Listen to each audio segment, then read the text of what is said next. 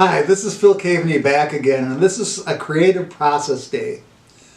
This is a poem I wrote about my first love a long time ago, and I wrote the poem a long time ago.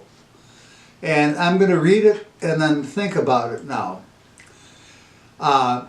It's also on my blog on the Lost Poetry of Phil Kaveny, and it's linked to some other poems, and it has a wonderful illustration that was added by my blog master, Brandon Ubby. An old photograph. Is she the one that caused the pain? She was so tall and beautiful then. But who is that moon-faced cow inside the photo frame? It is, but it couldn't be her. She didn't look like that. But then they say the camera does not lie. But who is that? It must be her. Could she have been the object of my love's first murderous madness at 25? I told this to a wise friend, and she reminded me of the difference between subjects and verbs. Now, this is funny about poetry. I'm going to talk about this poem a little.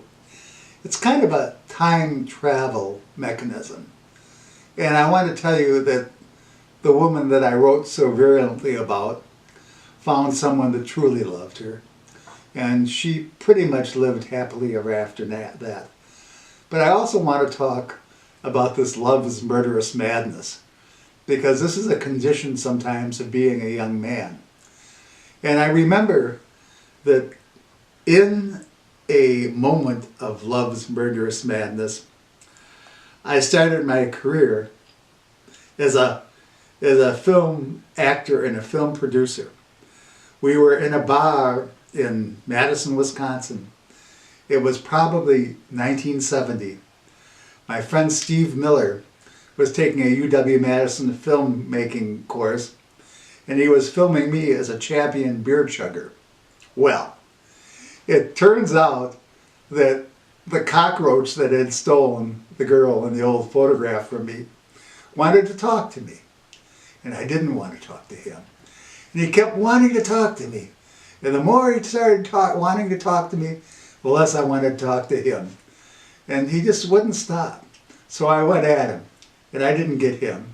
And I threw a roundhouse, and I caught just about everybody in the bar with it but him. And I stormed outside, and I was enraged.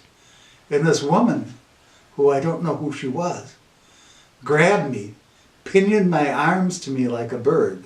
She was quite big and very strong, and kissed me and let me go. And that was how I made my first film. And then after that, people started asking me about films.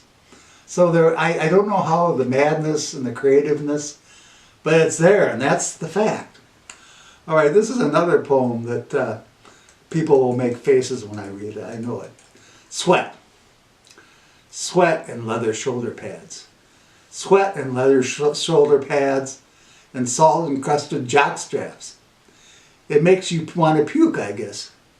Makes me think of crowds and young men and worlds before a terrible war. On the occasion of a very good class last Wednesday, thanks everybody for helping me to jumpstart my brain. Thanks for helping me to give a, rhymes with duck, why some people work and why some poems work and some don't. Thanks everybody for reminding me how precious the written and spoken word were. I told an artist friend of mine that I felt like I was a power hitter coming out of a long batting slump. He asked me to think about himself as being on his second base, taking a long lead and hitting him something to illustrate. I wonder if that offer is still open. The artist's name is Stephen Vincent Johnson. I talk to him periodically. He's going to get an email shortly thereafter. He's one of the great creative science fiction artists of the 20th century, and I was his agent.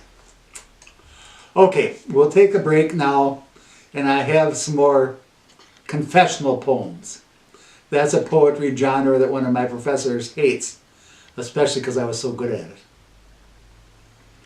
Why, God, why did you gift me with an anvil in the hands of a violinist? Why, God, did you gift me with an anvil a ball-peen hammer. My soul yearned for the voice of an Irish tenor. You gave one to James Joyce. Why, God, did you gift me with an anvil, a ball-peen hammer, and a boilerplate factory inside my head? And worst of all, God, why did you make me feel like I have something to say? All right. How is it without apologies or alibis? Like a sailor hates the calm. Like an Arab hates the heat. Like an Eskimo hates the cold. Like a dancer hates the dance. Like a painter hates to paint. Like a singer hates to sing. It's what you do. It's what you do. Even Muhammad Ali says, everybody forgets. It hurts to get hit. A challenge dedicated to my wife, Dr. Jan Bogstad, on our 23rd anniversary, August 7, 2010. She hates it when I do stuff like this. You are like the Tartar bow which conquered half the world, recurved and laminated, layer upon layer, a layer of horn on a layer of steel, a layer of wood on a layer of horn. You are strung with the finest white horsehair, tied with a tiny strand of leather. It takes 100 pounds to draw you back. Dare my forearm risk the bite if I release the arrow wrong? Okay, this is a political poem. In the summer of 1948, Harry Truman was president, and I was 4 years old and didn't know anything. A little girl asked me if I was Catholic or public. I didn't give an answer. I didn't know what she meant. In the next 21 years, I thought about the question a little once in a while. In 1969, I got the answer. It makes a great deal of difference where you go to school. What was it, El Duce? That's Mussolini, the Italian dictator, who said, "Give them to me before the age of 7, and I will have them forever." Or was that the church? This is to my father. He would have been 120 this year. My father's elk's tooth is all we have of him. His elk's tooth is all we have of him. Petrified, all we have of private secret oaths. It's all we have of a barroom darkened in silence for the dear departed Elks, that's from the Elks Club, at 10 p.m., 11 p.m. It's all we have of petrified cats. Maybe that was the Milwaukee Press Club. And free hinged silver top pretzels dish and free orange soda.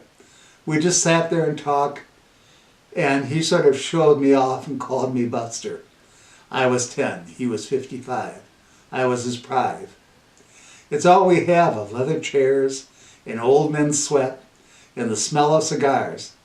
The place was long since flattened by urban wrecking ball and exists in memories and in my mind. He is no longer alive. A score of years ago, we signed a treaty, and when I testified against him in divorce, we signed a treaty of non-communications. We kept the terms. Funny how every time I look at his photograph, it seems to grow a little younger. I revised this in 1985. I have one more. It's called Vietnam Slideshow. I knew 2 guys who went to Vietnam. 3 of us rode in the back from a bar in a Corvette when I was young in 1963, and drank a lot and drove very fast. They both came back, one in a box in 1967 and the other to do a slideshow. It's funny how almost everyone who's ever really been in combat, World War I, Korea, Vietnam, Gulf War, or Gulf War II, will not talk about it. The Gulf Wars in Afghanistan does not change this. A friend of mine, a B-17 gunner, used to work with me. His name was Milt Hansen. He joked about going to his son's wedding in Germany and telling them what he did in the war. He told me it was like flying through a Fiore Cold Pile. Read Randall Jarrell's Death of a Bell Turret Gunner to know what I mean. But they don't, those that have really been there don't talk about it. Thanks for listening and watching. If you like my videos, please send a comment. If you want to support me, send a PayPal donation. If you got books to review, I'll look at them and do my best. And this has been a wonderful, spontaneous day with my crew.